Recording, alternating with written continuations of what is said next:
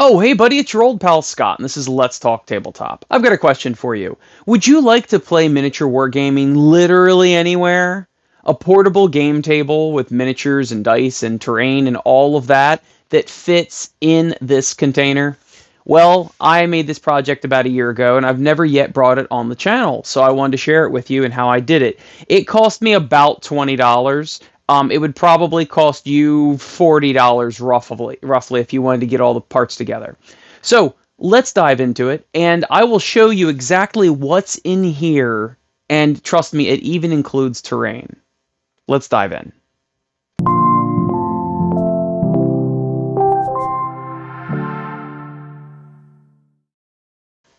So I had the idea that I wanted to play like Brutality Skirmish War Game or Mass Brutality or Warhammer is probably what you guys would use it for, Warhammer, on the go, and I needed it somewhere that I didn't have to bring terrain, I didn't have to bring dice, I could bring all my miniatures, I had everything in one spot. And now I know what you're thinking. It's a 2D map, like an RPG map, and that's what you did, Scott. No, well, actually I didn't, okay? In this case, I have magnetized terrain, I have magnetized miniatures, I have two different sheets, I have my stat sheets, I have the wound chart roll for brutality, I have all my miniatures, and I've got dice and I've got markers and I have extra miniatures in there. And if you don't believe me, let's take a deep dive. Alright, so let's open this thing up. When you open it up first, there is a map, but that's actually the wrong side. That's the right side. It is laminated so you can reuse it.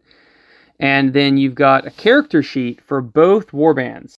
So as you can see, even though it's laminated and it's dry erase, both of those warband sheets, it's enough for two brutality warbands. And eventually the blue does kind of stay on it. It doesn't all wipe off even with alcohol, but eventually I'll just have to print out a new one. But at least that's proof that I have definitely used it, and you can mark off all their wounds and everything on that during gameplay. Of course, at the bottom, I've got the wound chart for easy access and playing it, and in this compartment right here, I've got extra miniatures, I've got extra sets of dice, and I've got my dry erase marker, which of course I use for my roster sheets for wounds, etc. So when we take a look at the terrain, you wonder why it stays there. They are all magnetized. There is a magnet here on the bottom of this rock, and the gray metal sheet you can see under the mat is also metal. And the trees are magnetized, and even the walls, it's hard to focus on this, the walls have a tiny little magnet in the corner with green stuff. And these are basically just wide popsicle sticks that I glued together and painted very quickly to produce stone walls. So I'm happy with how they turned out despite being so rudimentary. But that's all really you need, and they stick. You can even lift the case upside down or anything. All of the miniatures are the exact same way. Let me focus here on this. And this little warrior right here has a magnet underneath. And they're all really strong magnets, so they stay in place. I can stop playing in the middle of the game and close the container, and everything's good because nothing moves around. So, and then of course it all closes right up, and you can move around wherever you want with it. It's extremely handy, and everything is secure because of the magnets. Very easy to use.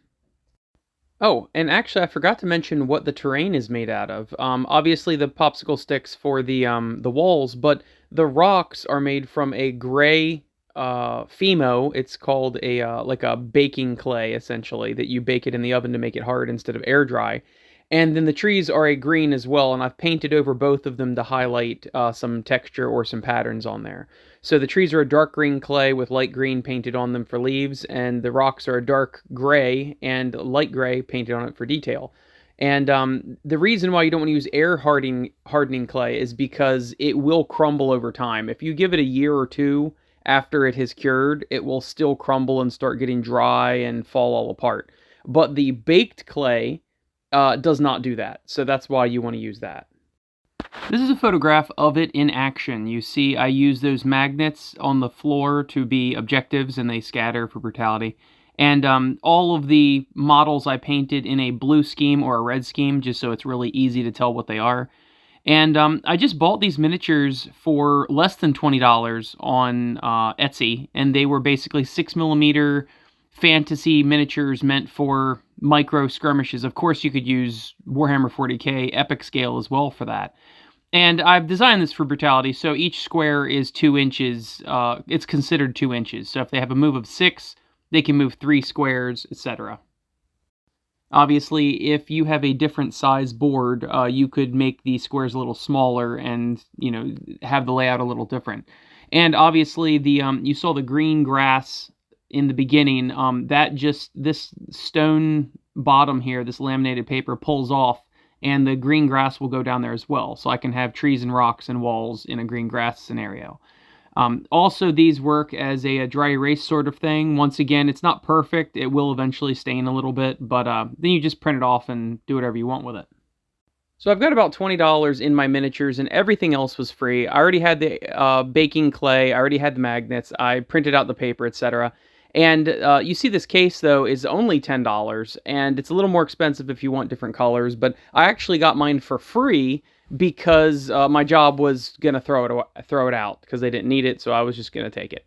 And so that only cost me like $25 for this whole thing. It would cost you a little bit more because you got to buy the $10 clipboard, but really, I mean, even the sheet of metal behind the map I got for free. So my dad actually had a scrap sheet of metal, and I used it. So if you're trying a little hard to be thrifty, you can get this for practically for free. So there you have it. That is why I'm so excited about this project. I've played it lots of times. As you can see on my character sheet, over time, it's laminated paper, so over time, as you dry erase, it slowly leaves a little bit of a color. I'll have to print out a new one, but you see that it's been used for sure. And of course, you could use any miniatures that you wanted to. You could even, get this, you could use Warhammer Epic miniatures to represent individual units. So you got a tactical squad, use one Space Marine, and that represents the whole tactical squad. You'd have to put a little dice next to it or write it on a sheet of paper how many wounds left they have or whatever. But that would be extremely easy to do. So this is also working for Epic on the go, because it's essentially what I did here anyway, is I took Epic scale miniatures 6mm. So just wanted to see what you thought of this, and I'd love to hear what you think in the comments and whether or not you think you might want to replicate it, or any questions you might have I can answer, although I think I did a pretty good job of answering all your questions, hopefully, but you never know. Anyway, thank you to all my beautiful, sexy, good-smelling Patreon patrons, which make this video possible.